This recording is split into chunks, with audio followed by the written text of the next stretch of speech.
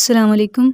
Last video में हमने discuss किया स्कूल्स ऑफ लिंग्विस्टिक्स का 5th chapter functional linguistics the Prague school, और इस वीडियो में हम डिस्कस करेंगे इस बुक का 6th chapter Noam Chomsky and generative grammar. इस चैप्टर की हम समरी डिस्कस करेंगे। और जैसा कि हम जानते हैं, नॉम चॉम्स्की के बारे में ये कहा जाता है कि वो अपने आइडियाज़ के ज़रिए लिंग्विस्टिक्स में रेवोल्यूशन लेकर आए। तो हम उनके आइडियाज़ को डिस्कस करेंगे, और जेफरी सैम्पसन ने उनको काफ़ी ज़्यादा क्रिटिसाइज़ किया है उनके अप्रोच को, तो उस क्रिटिसिज्म को भी हम डिस्कस करेंगे। तो अब हम चलते हैं इस चैप्टर की समरी की तरफ। इस चैप्टर में जेफरी सैम्पसन लिखते हैं कि नॉम चॉम्स्की के आइडियाज़ के ज़रिए ना सिर्फ लैंग्वेज के बारे में रिसीव्ड बिलीव्स चेंज हो चुके हैं, बल्कि लिंग्विस्टिक्स एज ए डिसिप्लिन भी चेंज हो चुकी है। और इस रेवोल्यूशन की नेचर को हमें समझना होगा। और नॉम चॉम्स्की 1950s में उन्होंने हार्वर्ड यूनिवर्सिटी में फ़िलासफ़ी में अपना रिसर्च वर्क कंप्लीट किया, और वहीं पर रोमन जैकबसन टीच कर रहे थे। और उसके बाद 1955 में नॉम चॉम्स्की को मैसाचुसेट्स इंस्टीट्यूट ऑफ टेक्नोलॉजी की तरफ से टीचिंग पोस्ट ऑफ़र की गई, तो फिर वो वहाँ पर टीच करने लगे। तो ये एक फ़ैक्ट है कि नॉम चॉम्स्की जैकबसन के इन्फ्लुएंस में स्कॉलरी मैच्योरिटी को पहुँचे। और जैकबसन इस चीज़ के साथ ज़्यादा कंसर्न थे कि फोनोलॉजिकल यूनिवर्सल्स, और उनका ये बिलीव था कि दुनिया की मुख्तलिफ़ लैंग्वेजेस में जो फोनोलॉजिकल स्ट्रक्चर्स हैं वो दरअसल एक कॉमन अंडरलाइंग सिस्टम में सिर्फ सुपरफिशियल वेरिएशंस हैं। और जैकबसन ने अगरचे ख़ुद सिर्फ फोनोलॉजिकल यूनिवर्सल्स के बारे में लिखा, लेकिन उनका ये बिलीव था कि ये अप्रोच लिंग्विस्टिक स्ट्रक्चर के बाकी लेवल्स में भी एप्लीकेबल है।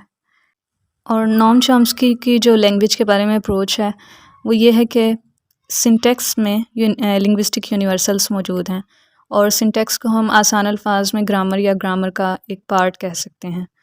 और नॉम चॉम्स्की ने अपनी सिंटैक्टिक यूनिवर्सल्स की थ्योरी को जैकबसन की फोनोलॉजिकल यूनिवर्सल्स की थ्योरी से ज़्यादा रिचनेस के साथ डेवलप किया है। चॉम्स्की ने अपनी फ़र्स्ट बुक सिंटैक्टिक स्ट्रक्चर्स में ये प्रपोज़ किया कि हमें लैंग्वेज को उसकी डिक्शनरी में मौजूद आइटम्स के तमाम पॉसिबल सीक्वेंसेस के सबसेट के तौर पर ट्रीट करना चाहिए। फॉर एग्ज़ाम्पल, ये sequence the cat is on the mat, ये इंग्लिश के साथ बिलोंग करता है, लेकिन ये sequence mat the on is cat the, ये इंग्लिश के साथ बिलोंग नहीं करता। तो चॉम्स्की की टर्म्स के मुताबिक पहला सीक्वेंस जो है वो इंग्लिश में ग्रामेटिकल या वेल फॉर्म्ड है, और दूसरा सीक्वेंस वो अनग्रामेटिकल या इल फॉर्म्ड है। तो इस तरह चॉम्स्की ने ये शो किया कि किसी भी लैंग्वेज में सिंटेक्स को डिफ़ाइन करना किस तरह पॉसिबल था।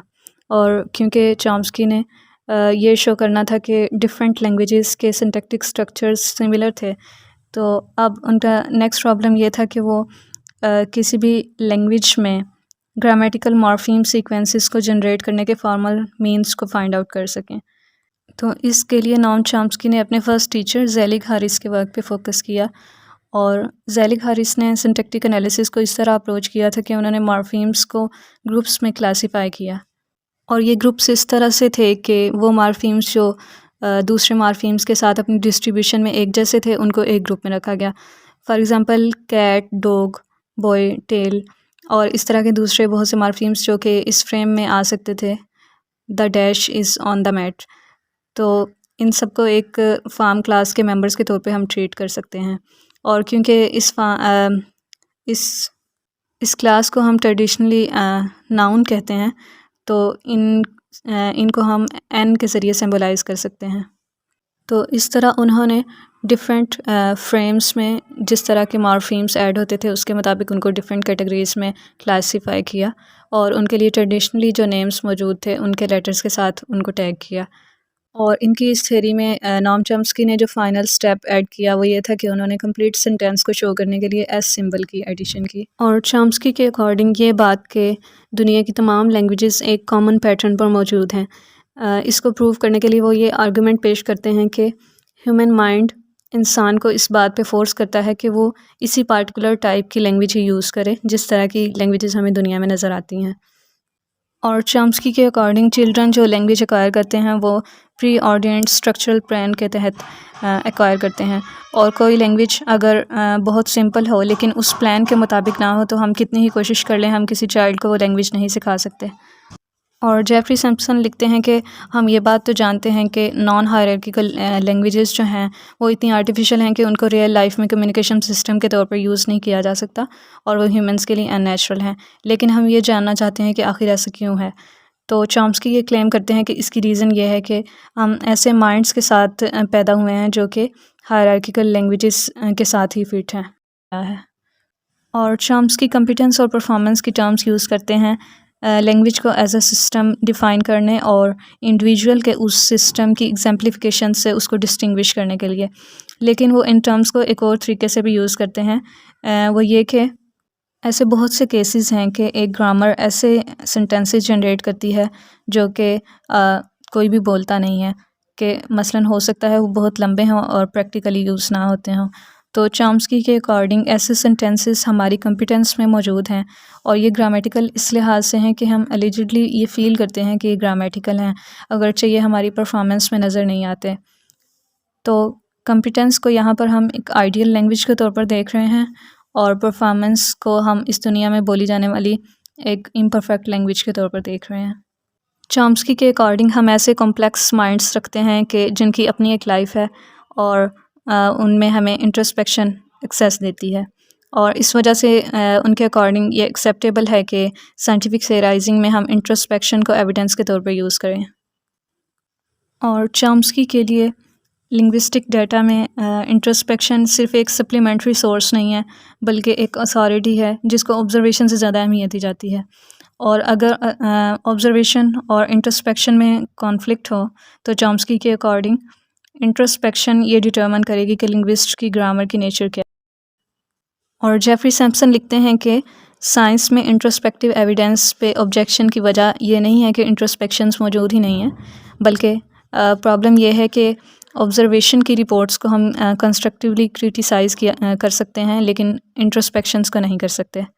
और जब दो थेरिस्ट के दरमियान उनकी इंट्रोस्पेक्शंस में कॉन्फ्लिक्ट होगा तो उस डिस्प्यूट को रिज़ॉल्व करने का कोई मेथड नहीं होगा, जबकि ऑब्जर्वेशनल रिपोर्ट्स को एविडेंस के ज़रिए क्रिटिसाइज़ किया जा सकता है। और चॉम्स्कियन आइडियाज़ में एक प्रैक्टिकल डिफ़िकल्टी ये है कि किसी भी लैंग्वेज का नेटिव स्पीकर अपनी लैंग्वेज ग्रामर की किन कैटेगरीज़ के बारे में इंट्रोस्पेक्ट कर सकता है। और चॉम्स्की को फॉलो करने वाले कुछ राइटर्स ये सजेस्ट करते हैं कि हम सेंटेंसेस के सरफेस स्ट्रक्चर्स को तो इंट्रोस्पेक्ट कर सकते हैं लेकिन डीप स्ट्रक्चर को नहीं।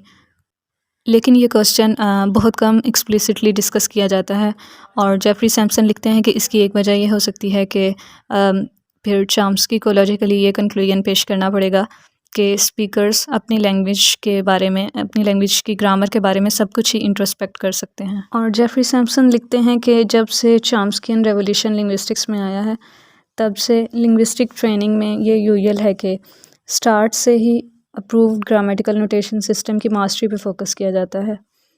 और इस तरह की ट्रेनिंग स्टूडेंट को इस बात पे इनकरेज करती है कि वो सिर्फ उन्हीं एग्जांपल्स को देखे जो फीचर्स उसको डिस्क्राइब करना सिखाए गए हैं और जिन फीचर्स के लिए डिस्क्रिप्टिव मीन्स नहीं प्रोवाइड किए गए उनको वो नज़रअंदाज कर दे।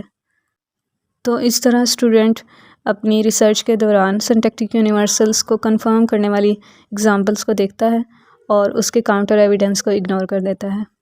और जेफरी सैम्पसन लिखते हैं कि लिंग्विस्ट चॉम्स्कियन रेवोल्यूशन से पहले लैंग्वेजेस के डिफरेंट एस्पेक्ट्स को डिस्क्राइब करते थे और रिकॉर्ड करते थे और हर लैंग्वेज को उसकी अपनी टर्म्स के साथ देखते थे।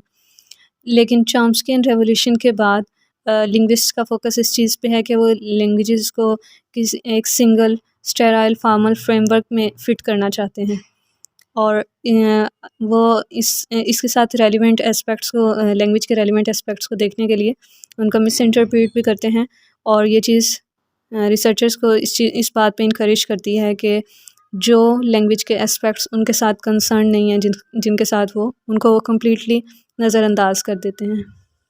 और जेफरी सैम्पसन लिखते हैं कि इस चॉम्स्कियन रेवोल्यूशन की वजह से लिंग्विस्टिक्स एक रॉन्ग ट्रैक पर है, लेकिन 1970s के बाद से हैप्पीली हमें कुछ ऐसे साइंस नज़र आ रहे हैं कि लिंग्विस्टिक्स एक ज़्यादा हेल्दी और प्लूरलिस्ट मोड की तरफ रिटर्न कर रही है।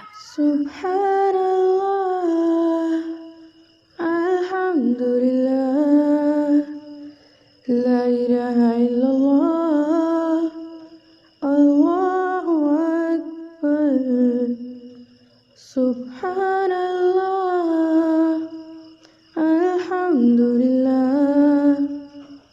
ला इलाहा इल्लल्लाह